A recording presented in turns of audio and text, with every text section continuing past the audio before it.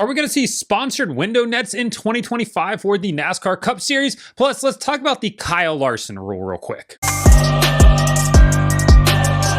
Welcome back to Break Hard. I'm Matt. Has everybody calmed down from what NASCAR announced on Friday in terms of the rule changes? Changes that I think are actually pretty good. I'm still not super thrilled with the open exemption provisional that will just guarantee somebody a starting spot. Don't necessarily love that because I would never want somebody to be able to just be automatically locked into the Indianapolis 500 just because they're a big name, quote unquote. So I can do with or without that one so far. But all the other changes are logical, practical, and I think welcome for the most part, except for the Kyle Larson rule, which we'll talk about in a minute. But it is the weekend. It means that we're 1 weekend closer to Cup cars being on track February 1st and 2nd at Bowman Gray Stadium. Very excited for that. Starting on Monday, technically Sunday, tomorrow will be practice for the Chili Bowl. Monday is when prelim nights start all the way through championship Saturday, next Saturday night. So a week from now, we will have the A feature for Chili Bowl. Keith Kunz brought a plethora of race cars. I mean, the guy is fielding basically it would be like half the grid in IndyCar right now. Actually, more than half the grid in IndyCar. I believe he has 17 cars there for it. But all the heavy hitters are there in Tulsa. Should be a really, really fun week of racing. Sign up on Flow Racing if you don't have it already. I'm sure it's going to be an absolutely fantastic week. But let's get into something else NASCAR announced on Friday. Let's talk about something else that NASCAR announced on Friday, and it pertains to the sponsorship area on the NASCAR Cup Series cars. For 2025, NASCAR opened up a few more areas on the car for teams to sell sponsorship. Sorry, if you were hoping that they're going to move the numbers back to the middle of the door, that's just not happening. You can probably stop beating that drum because it doesn't seem like it's ever going to happen. And ultimately, it doesn't affect the on-track product. So I know some people don't like it, right? I mean, it does compared to this. And you compare it to this, I get why some people like, man, the old diecast certainly carry some more weight than these current Lionel. This is actually ridiculous. Oh my God. So I haven't bought a diecast since a new diecast, at least probably since Car Tomorrow. I don't think I bought anything from the Gen 6 era or the post wing of the COT era. I haven't picked the two of them up side by side like that. Man, these new Lionel diecast are light. They are super light. Regardless, what NASCAR announced on Friday in terms of opening up sponsorship area on these race cars is actually kind of cool, but it feels very Talladega Nights. No, they can't sell Fig Newton sponsorship on the windshield, but now teams will be able to incorporate the window nets of their race cars into the paint scheme of the car. Presumably, you could also sell sponsorship there. Who's going to be the first one to do it? I'm super psyched to find out. I have a feeling that'll probably be like a Rick Ware Racing or a Richard Childress Racing. They'll be the first ones to really attempt this, and then we'll see maybe other teams follow. But I'm really curious to see how this is going to work into it. Obviously, using it as part of the paint scheme probably makes the most sense, but selling sponsorship on it might be something people want to do. That's clearly the biggest and most notable change that NASCAR has made here. And you can see the graphic. The things that are highlighted in green are new areas are the areas where teams are able to sell sponsorship for the race car. Other changes include on the roof. They have about a 9-inch area on the front and back of the roof on either side of the roof number to sell sponsorship there as well. That's an interesting one that I think is probably worth it, especially at, majority of racetracks, because most of the time the camera is going to be high enough to see that up there. You're going to have a roof camera. It's not going to be as easy to see it, but that's why they put those little stickers on in front of the roof cameras to, sell the sponsorship of that area, the sponsor of the roof cam.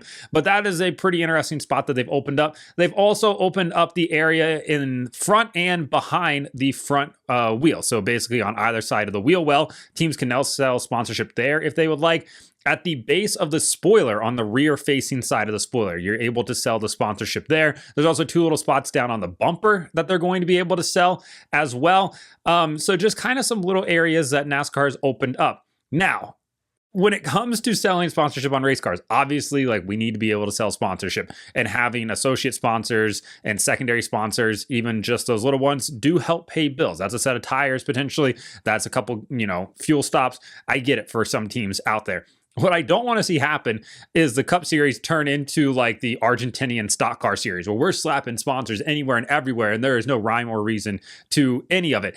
I mean, you get it to an extent in the NASCAR Mexico series, but I just don't want to see random sponsors slapped all around these race cars. Ultimately, it helps pay the bills. It doesn't affect the on-track product. I'm just looking at it from an aesthetic aspect, and like, I would hate to see a super cluttered mess. Thankfully, we have some ultra talented paint scheme designers out there now that do a phenomenal job of working in the sponsors, the colors, and everything, and making it work really, really well. So not super concerned about it, but NASCAR opening up is certainly good for the sport, and it gives teams the opportunity to sell maybe a smaller sponsorship to a person or a company that can't, necessarily afford the entire quarter, or, the associate sponsor position, a hood sponsorship, a deck lid sponsorship, something like that. So ultimately, at the end of the day, I think it's totally fine. I'm actually super psyched for drivers to like get out of the race car, and when they're doing their post-race on-track interviews, like on the front stretch, like trying to put their window net back up to make sure, like, if they do have a sponsored window net or something like that, that, it's a part of it there, just because that's like a decent real estate size space. Yeah, I think there's some interesting things that people can be doing with this. But hey, that's sponsorship now, right? We've got sponsors on MLB helmets, jerseys, basketball jerseys, football practice jerseys, not on NFL uniforms as of now. But if you're going to go out there and put ads on Red Zone, then nothing's sacred anymore. And I'm sure that they'll be on NFL jerseys at some point. Who knows what will end up on like the Bengals, or potentially, like, who's going to sign up to sponsor the Panthers? Like another Bank of America logo? All right, sick. Like, okay. But yeah, cool to see them open up the sponsorship there. Like I said, we'll see how all of them look. All right, let's talk about the now dubbed Kyle Larson rule. So that's kind of what the internet has given this rule that NASCAR introduced on Friday, that says if a driver decides to skip a race and they are granted a waiver, they will lose all of their playoff points they've already accumulated and could possibly accumulate through the end of the year. And if they make the playoffs, they will start the playoffs with a minimum 2,000 points, which is the basement. That's the bottom floor for the playoffs when the points reset, and then they'll have to work their way up from there. The internet was not happy about this whatsoever. They started off and they were like, this has ruined NASCAR for me. I'm going to stop watching, which people say that all the time. It's the same people that said that they haven't been watching NASCAR since 2001 when Dale died, and they're still here in 2025, still talking about NASCAR. So we'll take that side and be like, you're going to watch regardless. And then you have the side of fans that are like, well, Larson should just go ahead and run the 8,500 then, and then just throw it in their face. Well, that's not going to happen, because he's really going to want those points. Missing one race certainly didn't doom his championship, hopes. Ultimately, he runs that race at Charlotte. He probably wins the regular season championship, and then who knows what happens. But we're not here to delve in hypotheticals right now. Then you have the people that are like, realistically, this penalty should only be you just lose points for that race. And I think that's the one where it seems like there's a lot of people that believe that. The problem with that is, if you do allow them, if that's the penalty, say you decide to skip a race to run the Indianapolis 500 or run whatever other race, and you get a waiver for it, and your penalty is you just don't get any points for that race, that's not enough of a deterrent for these teams and drivers to just decide to do that at other times. Because missing one race isn't really going to punish you too much. If you're already locked into the playoffs, like if you've already won up to that point, then who cares? You're already going to be in the playoffs, and you're going to have those playoff points. So yeah, you just missed out on one race, and it's like, okay, I missed out on potentially, getting 5 extra playoff points here, or I missed out on getting 1 point for finishing dead last. So there's really no difference there if you've already won a race. So in that case, I don't think it's enough of a deterrent and enough of a penalty for them to skip. And now people are going to say, well, skipping a race shouldn't be a penalty anyways, because, they're still here.